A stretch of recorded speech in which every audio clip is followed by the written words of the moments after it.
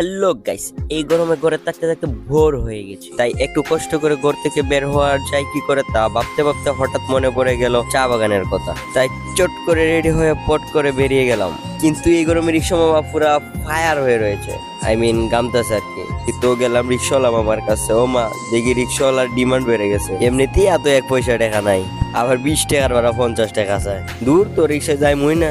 একটা দেখলাম, আরো একটা দেখলাম, আরো একটা দেখ, কত ওরা সাহস আমাদের সাথে কাত্তারে মরে। আরে ভাই, আমরা কি কাত্তারা কম নাকি রে ভাই? তো সর্বশেষে আমাদের ভাগ্যে এটা জুটলো। তাও সমস্যা নাই রে ভাই, ভাড়া তো আমার সম্মান নিছে, 10 টাকা বেশি নিছে না ভাই, টাকা শর্ট রে ভাই। আমরা যেহেতু চা বাগান যাইমু, আর চা বাগান আমার কয়েকটা বন্ধু আছে, তারাও লইয়া যাইমু। আমরা একজনটা পাইছি, আর তাও যাইতো চান না, জোর ঘুরিয়া লইয়া যাইলাম। আর আমরা একটা প্রিয় গাছ আছে, যে গাছটার মাঝে আমরা সবসময় আড্ডা দিই। তো ও গাছটার মাঝে গিয়ে আমরা প্রতিদিন গান টান গাই আর কি, আড্ডা আড্ডা দেই। আপনারা যদি চা